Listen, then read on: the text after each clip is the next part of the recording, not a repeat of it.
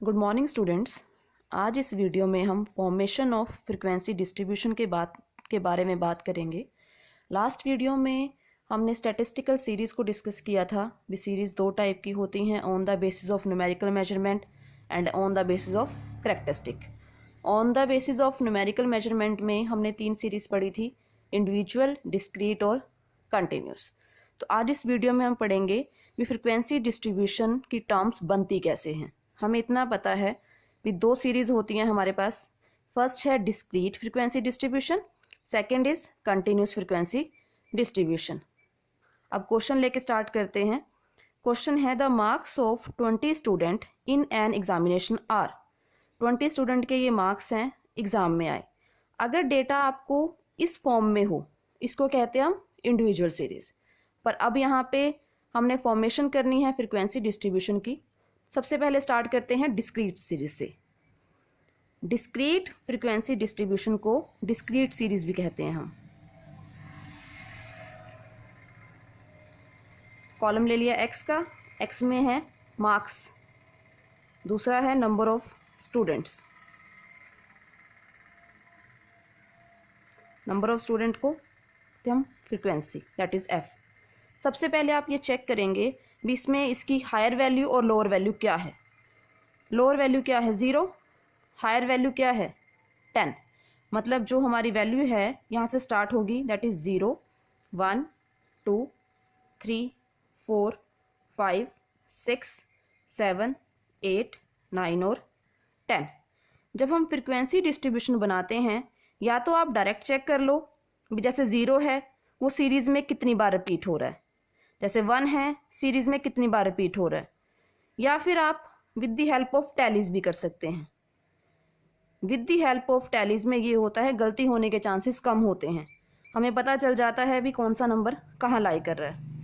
अब जैसे सबसे पहला नंबर है आपका 1 किस में लाई करेगा आपका, इसमें, तो एक लाइन लगा लो। नेक्स्ट नंबर क्या है 2 के सामने एक लाइन लगा दो। फिर क्या है, फिर से 1 के सामने, फिर 4 के सामने एक लाइन लगा दीजिए।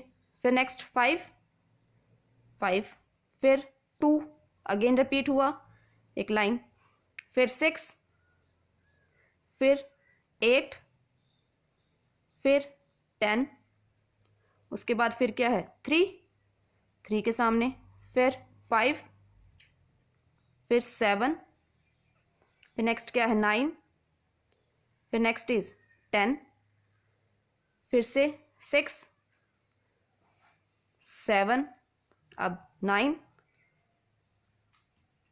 8, 0 के सामने, फिर 2। 0 कितनी बार आया, एक बार। 1 कितने टाइम रिपीट हुआ, 2 टाइम। 2 कितने टाइम रिपीट हुआ, 3 टाइम। 4 कितने टाइम रिपीट हुआ, 1 टाइम। 5 कितने टाइम रिपीट हुआ, 2 टाइम। 6 कितने टाइम रिपीट हुआ, 2 टाइम्स। 7 भी 2 टाइम, 8 भी 2 टाइम। उसके बाद इस फ्रीक्वेंसी का सम कीजिए। अगर ये नंबर ऑफ स्टूडेंट्स के इक्वल आई, जैसे उसने कहा marks of 20 student, it means आपकी ये जो फ्रीक्वेंसी डिस्ट्रीब्यूशन है ये ठीक है। अगर ये टर्म वेरी करती है, मतलब 20, यहाँ पे मार्क्स ऑफ 20 स्टूडेंट है तो यहाँ पे भी कितना आना चाहिए 20। करिए, 2 + 1 3, 6, 7, 8, 10, 12, 14, 16, 18 और 20। ये क्या हो गया हमारा डिस्क्रीट फ्रीक्वेंसी डिस्ट्रीब्यूशन। अब नेक्स्ट हम बात करेंगे कंटिन्यूस सीरीज़ में। कंटिन्यूस सीरीज़ में हम पहले भी डिस्कस कर चुके हैं भी, यहाँ हम इंटरवल में बात करते हैं। तो जब भी आप इंटरवल बनाएंगे, आप पहले ये चेक करेंगे डेटा में आपके पास लोअर वैल्यू क्या है और अपर वैल्यू क्या है, हम उसके हिसाब से ही इंटरवल सेट करते हैं। अब यहाँ पे अब लोअर वैल्यू क्या थी आपकी 0, अपर वैल्यू कितनी है 10। तो इंटरवल जो हम यहाँ बनाएंगे that is 0 to 2, 2 to 4, 4 to 6, 6 to 8, 8 to 10 और 10 to 12। अब कईयों के माइंड में ये चीज़ आएगी, मैम भी लास्ट वैल्यू तो हमारी 10 थी, पर आपने 10 to 12 क्यों लिखा। ये इसलिए क्योंकि जो 10 वैल्यू है वो इस इंटरवल में काउंट नहीं होगी, नेक्स्ट इंटरवल में होगी, इसलिए एक इंटरवल लिखा हमने 10 to 12। With the help of tally start करते हैं।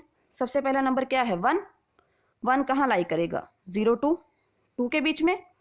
नेक्स्ट नंबर क्या है 2, अब 2 इसमें नहीं लाई करेगा, इसमें लाई करेगा। एक चीज़ का ध्यान रखना है, कई बार स्टूडेंट्स क्या करते हैं नंबर को दोनों जगह लिख देते हैं, वो चीज़ गलत है।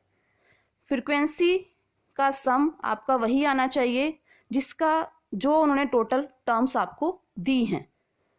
अब 2 है, 2 इसमें लाई करेगा, फिर 1 यहाँ पे, फिर नेक्स्ट 4, 4 इसमें नहीं इस इंटरवल में, फिर 5, फिर से 2, 6, 6 अब इसमें नहीं इसमें, फिर नेक्स्ट 8, फिर 10, फिर 3,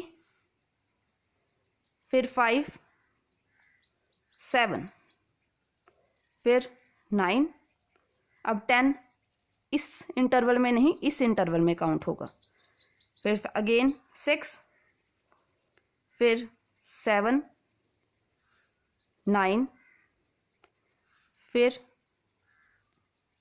8, 0 इसमें, फिर अगेन क्या है 2 इसमें।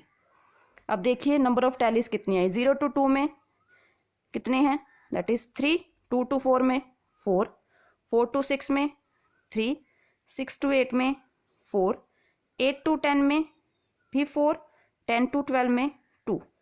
अब इसका सम चेक कर लीजिए, क्या ये उतना ही है जितना उसने क्वेश्चन में स्टूडेंट्स के मार्क्स दिए थे। 4 + 3 7 + 3 10, 14, 18 और 20। तो उसने मार्क्स भी कितने स्टूडेंट्स के दिए थे हमें 20 के, और फ्रीक्वेंसी का सम भी कितना आया 20। इट मीन्स वैल्यू हमारी बिल्कुल ठीक है। इस वीडियो में हम यहीं तक डिस्कस करेंगे। Thank you.